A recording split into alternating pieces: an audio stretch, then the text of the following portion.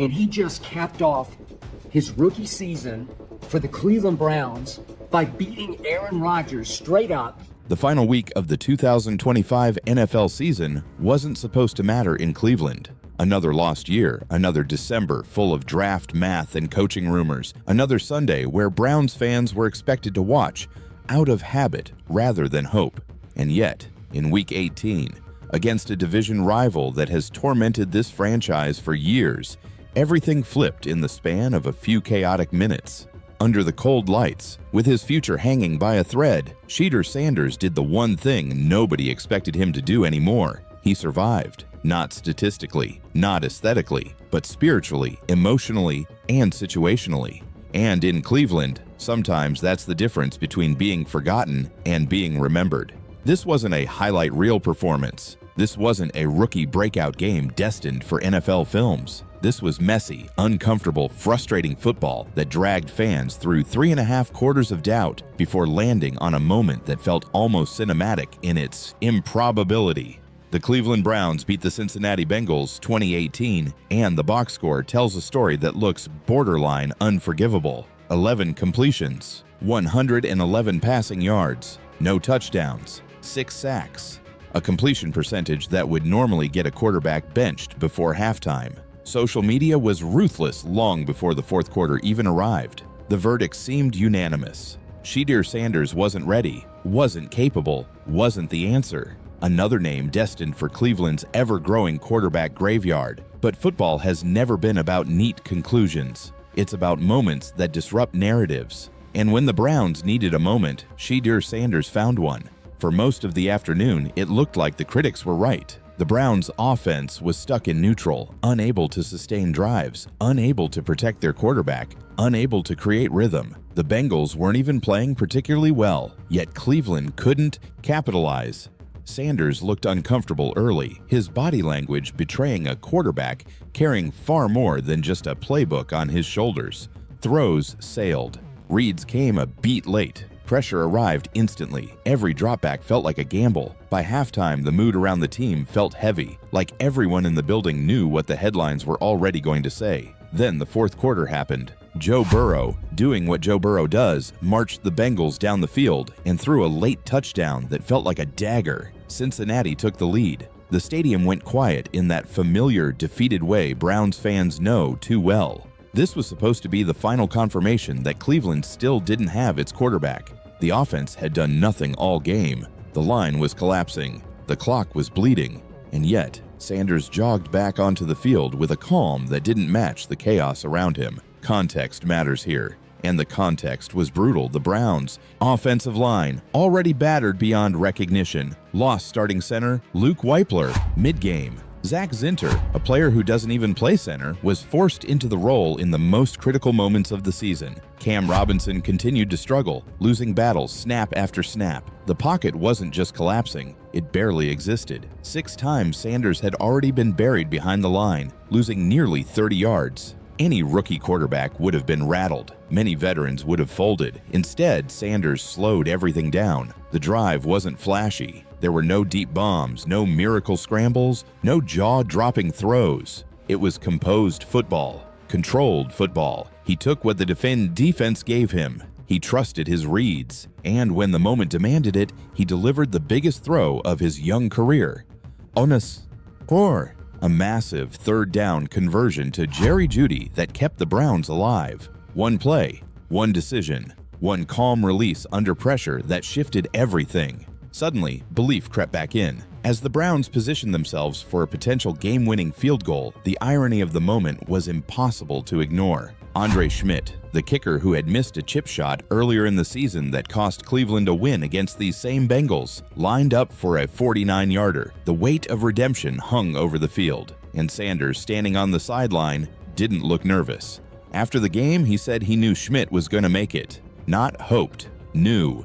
10 out of 10 certainty. The kind of confidence that doesn't come from stats, but from shared struggle. Schmidt drilled it. Game over. The Browns erupted, not because the season was saved, but because something else was restored. Belief, validation, relief. For Schmidt, it was redemption. For the team, it was proof that they could still close a game. And for Shedeur Sanders, it was survival. What made the moment resonate even more was what came after. In the locker room, Sanders opened up in Nahid, a way most athletes never do. This wasn't just a bad game mechanically, it was a hard week emotionally. He admitted he had been dealing with internal, spiritual battles that weighed on him throughout the week. Watching the first half back, it made sense. The hesitation, the frustration, the visible pressure. This wasn't a quarterback lacking confidence in his arm. This was a young man carrying something heavier. At halftime, his teammates noticed, and instead of distancing themselves, they leaned in. They reminded him who he was. They told him to get back to being himself. That moment matters more than any stat line. That's leadership.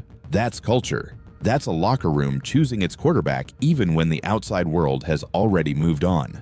The second half reflected that shift. Sanders didn't suddenly turn into a different player, but he settled. His eyes were cleaner. His footwork improved. He trusted his instincts. He used his legs when he had to, finishing with 26 rushing yards that don't show up as highlights, but mattered immensely in a game where the pocket disappeared almost instantly. He didn't win the game alone, but he didn't lose it either. And for a rookie in that situation, that's significant. Zooming out, this performance sits right at the heart of the debate surrounding Shedeur Sanders. Browns fans are split straight down the middle. One side looks at the numbers and sees confirmation of their fears. 11 completions, no touchdowns, 6 sacks. They see a quarterback who struggles to process quickly, who holds the ball too long, who might not have the ceiling required to compete in the AFC. Those concerns aren't imaginary. They're real. And they're valid. The other side sees something else entirely. They see a rookie quarterback thrown into one of the most difficult situations in the league. A decimated offensive line, a playbook built for survival rather than explosiveness, constant pressure, limited weapons, and, despite all of that, they see flashes. They see mobility. They see toughness. They see a player who has now won back-to-back games to end the season, including 2 division matchups, and who delivered when the moment demanded it. There's also the uncomfortable truth that Sanders has faced an unusually high degree of difficulty for a rookie. Through his 7 starts, the margin for error has been razor thin. No quarterback in the league, rookie or veteran, has been asked to operate under more consistent pressure, and yet he's still standing. Now comes the uncertainty. Kevin Stefanski's future in Cleveland feels increasingly fragile. League insiders have been hinting for weeks that the Browns are preparing for change. Reports suggest the front office is leaning toward moving on, despite Stefanski's resume and accolades. Even voices within the locker room haven't exactly offered ringing endorsements. If the coaching staff changes, everything changes. New system, new terminology, new philosophy, and most importantly, a new evaluation of the quarterback position. Cleveland's late-season wins complicate things further. By finishing the year with momentum, the Browns pushed themselves out of the elite draft range. Landing a top quarterback prospect now would require a costly trade-up, sacrificing future first-round picks in the process. That raises the central question of the offseason. Is Shedeur Sanders worth betting on instead? The answer isn't simple. Sanders didn't dominate this game. He didn't erase doubts, but he did something harder to quantify. He showed resilience. He showed composure under fire. He showed that when the pressure peaked, he didn't crumble. In a league defined by moments, that matters. The Browns finished 5-12. By any objective measure, it was a brutal season. But they closed it by beating division rivals twice, by playing meaningful football in Week 18, and by watching a rookie quarterback refuse to shrink when the lights were brightest. For a franchise that has spent 2 decades searching for stability under center, that's not nothing. Is Shedeur Sanders the long-term answer in Cleveland? Nobody knows. He may struggle next year. A new coaching staff may decide to go in a different direction. Another quarterback may arrive to challenge him. But after this game, one thing is clear. Sanders earned the right to be part of that conversation. He didn't hide. He didn't fold. He didn't disappear. And in Cleveland, where quarterbacks come and go faster than hope itself, sometimes simply standing your ground is the first step toward changing the story.